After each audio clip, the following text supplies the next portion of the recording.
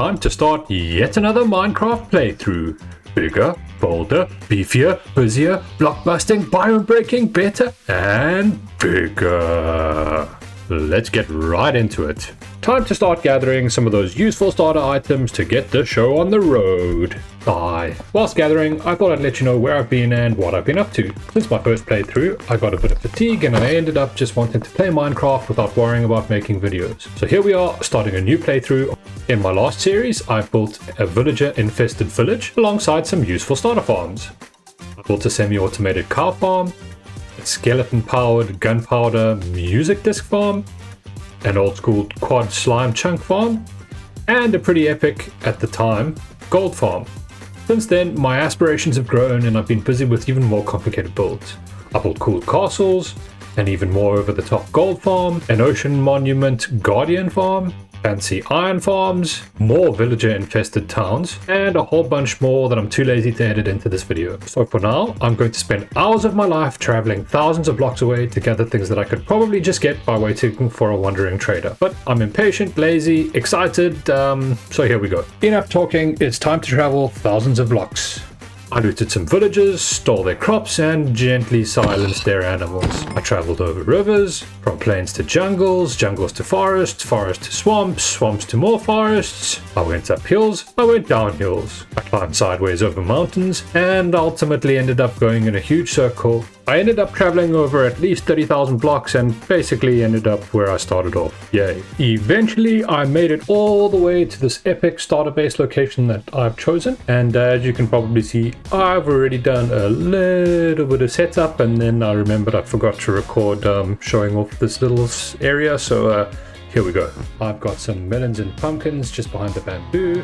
Got some bamboo, got some sugarcane, got some other starter crops growing over there. I find myself quite low on all those other super useful things. I'm completely out of iron, I don't have any copper, no redstone, and in order for me to get absolutely anywhere, I'm going to need a ton of redstone and a ton of iron. So I think first things first, I'm going to find a little bit of a hole or cave or somewhere for me to dig.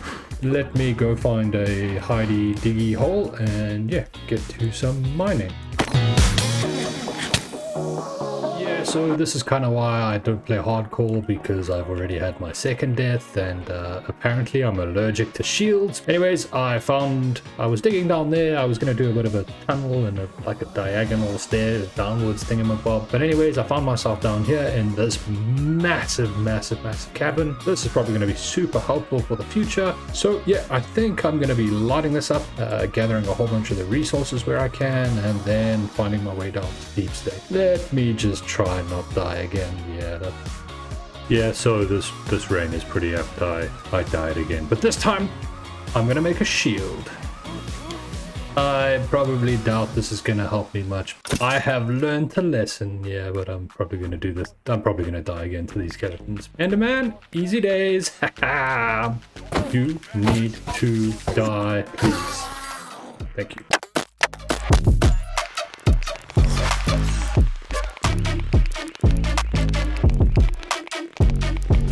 These little devils. Okay, he wasn't too bad.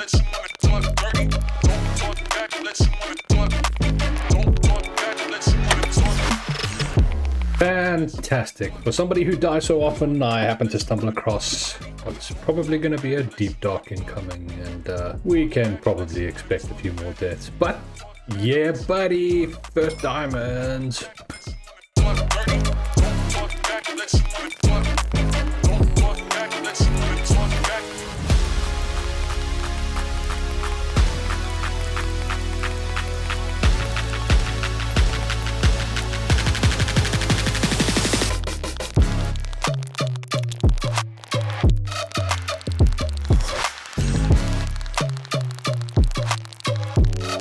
Alright, I think we all get the message. I'm gonna fast forward this a whole bunch and I'll catch up with you shortly.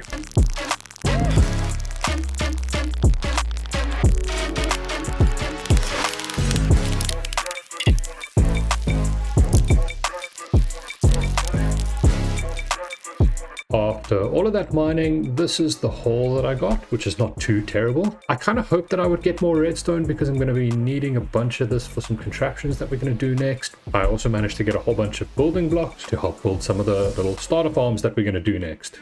In this huge cavern behind over here, we're going to be using this space. We're going to be utilizing it to build some starter farms. So here we have a couple of the things that I want to farm. I want to get some vines, I want to farm some cocoa to get brown dye, I want to farm some dripstone, melon and pumpkins, some sugarcane, bamboo, and a bit of a chicken cooker. I also harvested a bunch of obsidian so we can make a flint and steel and get into the nether, because in order for me to do any of these farms, I'm going to need some redstone components, and yeah, some of that's going to require quartz, which I can only get from the nether at the moment. I also did a bit of enchanting over there. I managed to get this pretty decent pickaxe. I also got this very okay shovel. It will get the job done. I also got this pretty decent axe. Here we have a supremely awkwardly located nether portal. Time to get into the nether. What a truly less than ideal place to get spawned in. This place is not only dangerous, but it kind of seems to be on top of the middle of nowhere. Thankfully, I'm only really here for one thing in particular, and that is quartz. And with regards to the portal, eventually I'm probably going to shove all of that on the roof, so I'm really not too fussed at this stage. Now let's get back to the grind. Gather, and gather some more.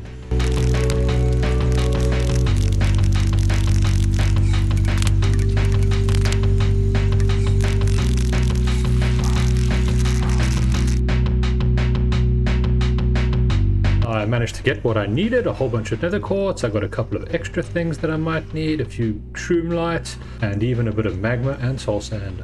I'll call that a win, especially since I'm still alive and most of my armor as well. But I'm probably not going to come back here for a while. Hello there, little guy.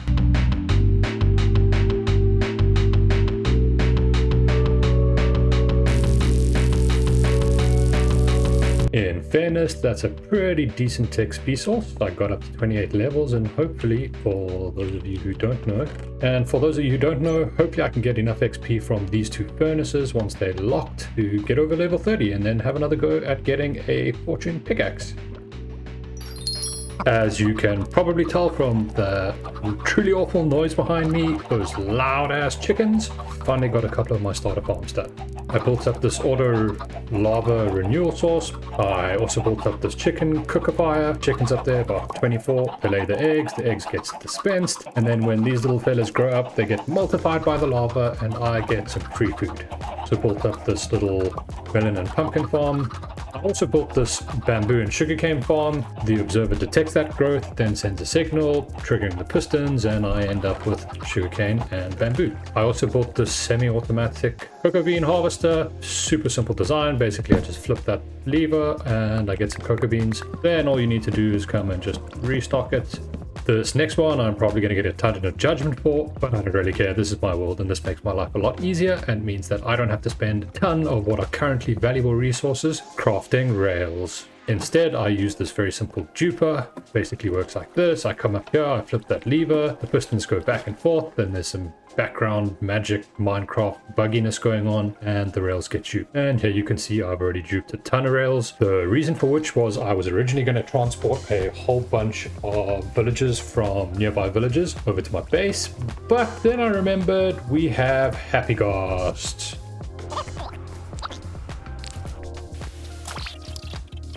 Hello there. Where are you going?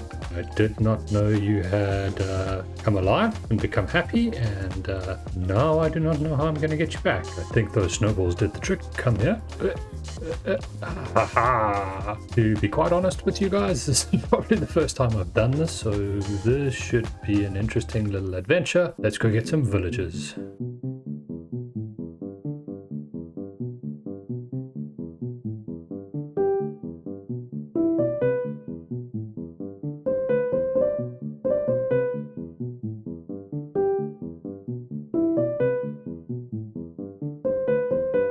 Well, I may have lost my sheep during the transportation process, but I did get these guys back home safe and sound, so that's a win. Now I'm going to get these guys bred up, get a couple of them, and yeah, get some basic trading going so that I need to rely less on the enchanting table.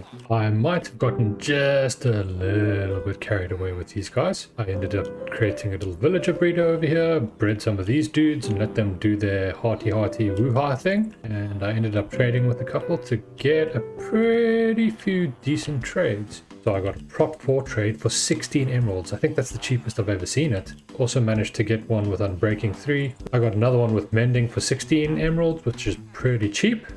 These dudes, I need to do something about them. But anyways, I managed to get Infinity, Silk Touch, Depth Strider, and Fortune 3 for pretty cheap values. So what that means is I now have some pretty cool books over here which I can use to up my gear a little bit. And that'll probably make life easier and mean I can spend less time in the mines. In order for me to properly build an iron farm, I'm going to need some more villagers. And my little temporary breeder up there was fine. It got me started, but it's not going to do the trick for the amount of villagers that I'm going to need going forward. So I built this thing. This is a pretty stock standard villager breeder these days. I basically just have 2 villagers in there, one of whom is a farmer. There he is. And every now and then they try to breed a baby. All the babies end up in a little system down here, and then once they grow up they get flushed up to the top here, and then they drop down over here, and at that stage I just flick this button and it collects the villager. For now I think I'm going to put together my iron farm over here and get that going, because I'm going to be needing a metric ton of iron.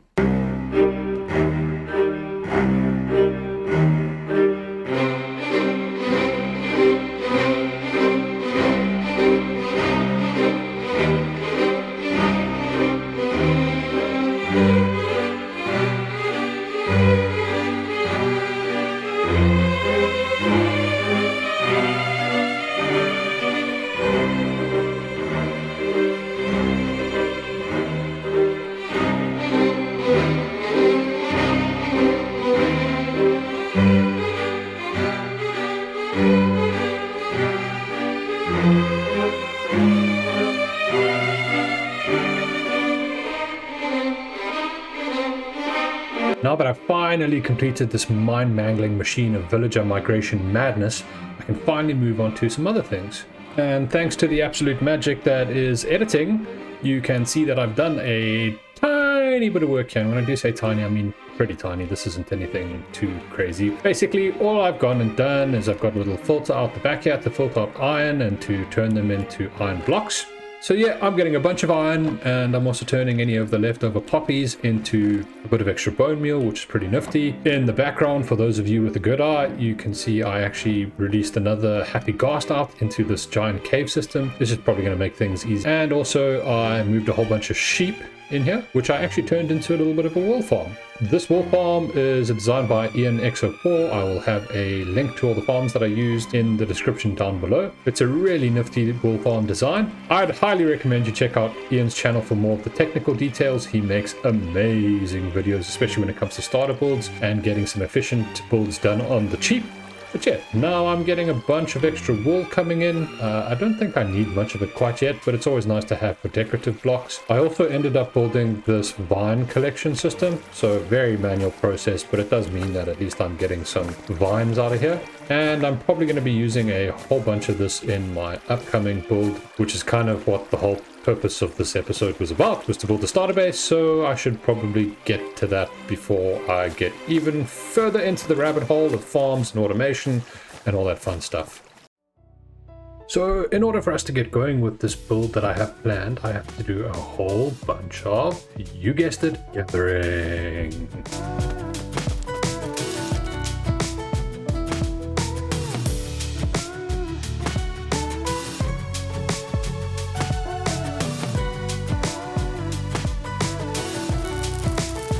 I put together some of the things that I'm going to need in these chests. It looks like a whole bit of a mishmash, and it probably is. I probably don't have everything I need, so I'm going to be running up and down to the little temporary storage down there. But I just shifted some of the stuff up here, some of the things that I definitely am going to need, and I should probably now finally get going with the actual build. So now that we've got all those materials gathered, the plan is to transform this entire area something more attractive, more customized, do a bit of terrain decoration, do a bit of building itself, build some trees and just some other other niceties to kind of make this area look a bit livable. But for now, I'm going to get going and you can check out my progress in this quick little time lapse.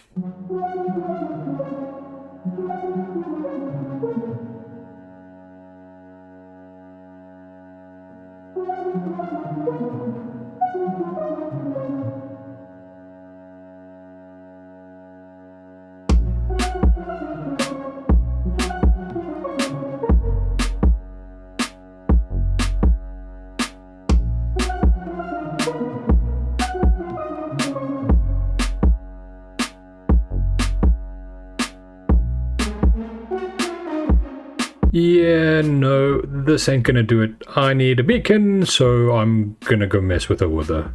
I'm probably going to need to do some trading with villagers.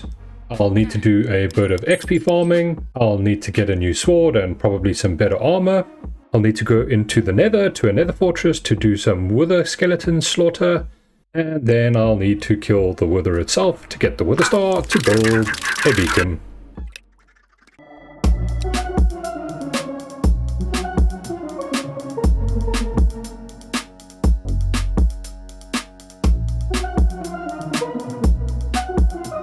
With all of that done, I thought let's take a quick look at all we've done. I've turned on the shaders for maximum clickbaitiness, and here we go. As we come out of our next project area, got this wide open expanse over here, and it's kind of like a valley with a little pond down there. Things are starting to look really atmospheric with all the bushes, the trees, the foliage, and the decorations. As we walk down here, we've got our little pond area down there, some nice custom bushrification. If we continue on this way, over here we've got those custom fields that we planted with some of those dry tall grass variants, which just add a bit of color and variation to the builds. Then if we walk this way, eventually we will reach our little starter base area, even though technically the starter base is actually kind of more hidden down there. But we got all kinds of custom trees, custom decorations, a little starter tent thingamabob doodad. Then if we sneakily work our way down here, this is where my sort of actual starter base area is. So I know I've kind of hinted at what our next project is going to be, but basically I have this entrance. Oh no.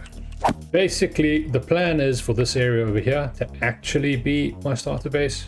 I know that I've already used starter base several times, but the actual starter base is going to be in here. But I will probably reveal slightly more at a later stage. It's going to be underground, it's going to be in a cave, it's going to be pretty big, and it's going to stretch the limits really of what a starter base is. It's going to have everything I need in order for me to move forwards to some of the bigger projects that I want to achieve in this world. For the next phase of this episode, which I'm going to call the Big Dig, I need a more reliable XP source.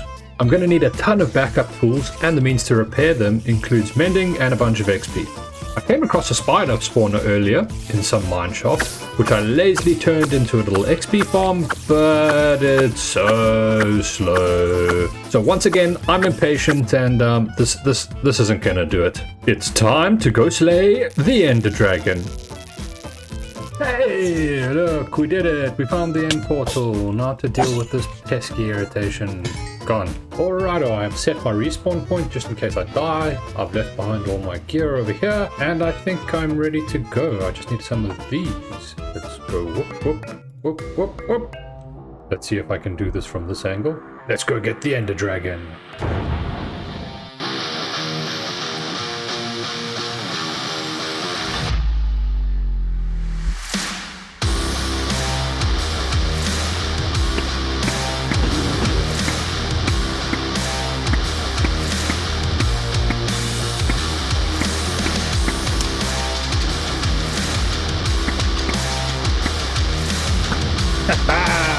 Yeah, buddy, that was pretty smooth. Gives me access to the end, and therefore I can build a sweet, sweet XP farm.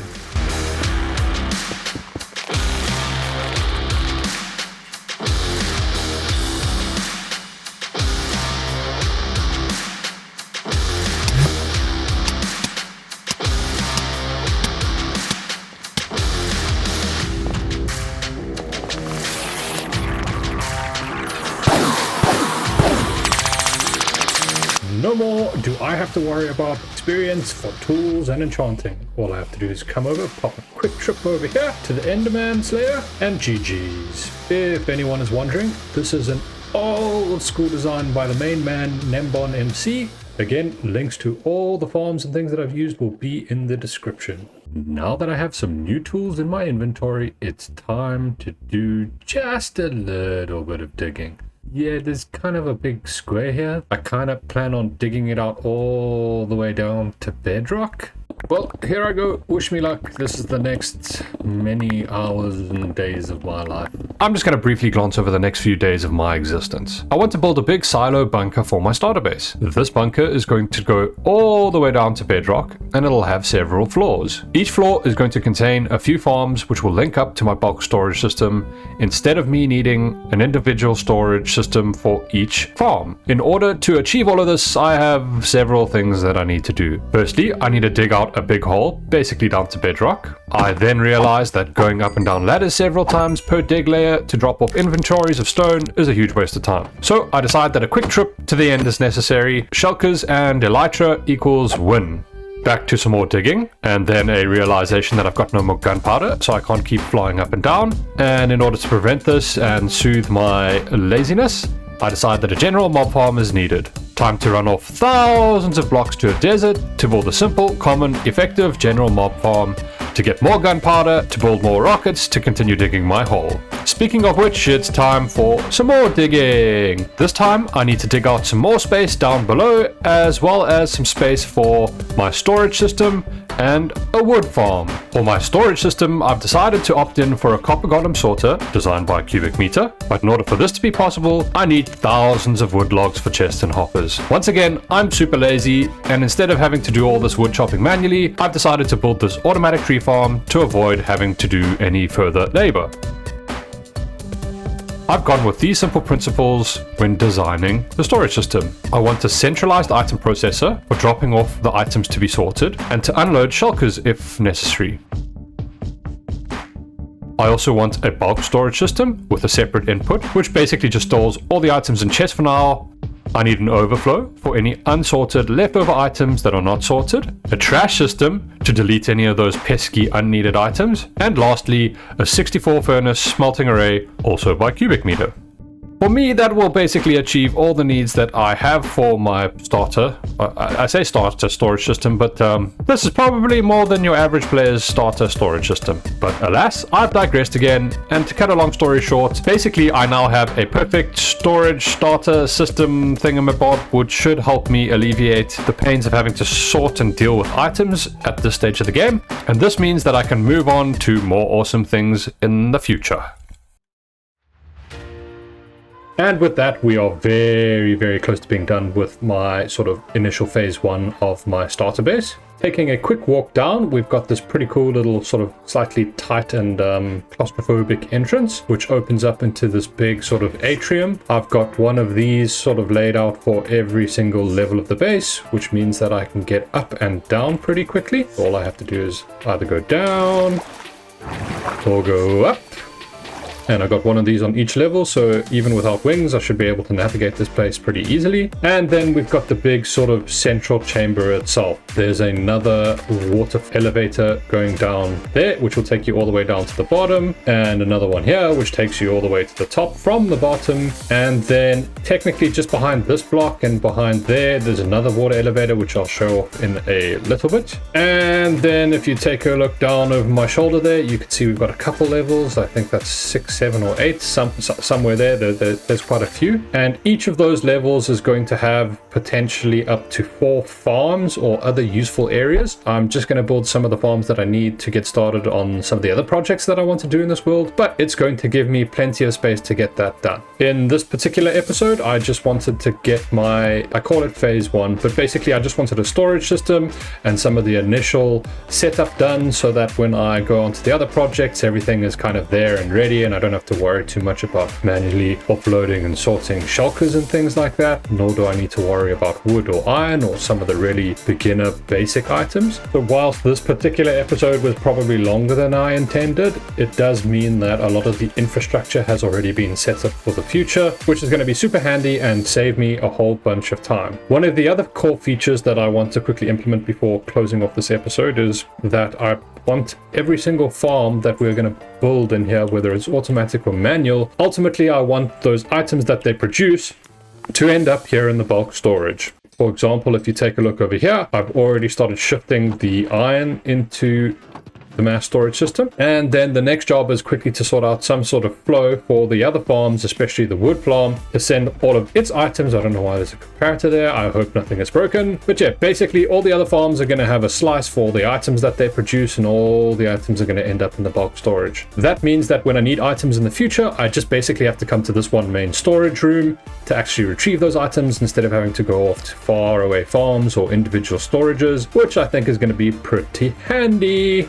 As I just mentioned, I've already got the iron farm's outputs hooked up to the bulk storage, so it basically goes up the elevator, down there, through into that fancy contraption, and then into the bulk storage. In order to get the rest of the farm set up, I have a slightly different setup. So the plan is to send all the items from all the different farms into these sort of central water elevators and movement system thingamabob. And taking a look over here, you'll see I have these two bubble columns, and these come from the absolute bottom of the silo. The items from the farms will all ultimately get dropped down. I'm going to have some glass chutes over there. They're going to then travel all the way down to the bottom of the silo. They're going to travel up the bubble elevators, and they're going to travel to a roundabout over there, which I've marked off. And then those items will get dropped down into another water travel system thing, and then end up in the bulk storage system. Obviously, none of that is done yet, so I'm going to do one quick last final send-off montage quick video thing to kind of demonstrate what I'm going to be doing, even though at this stage you guys are probably quite bored of that.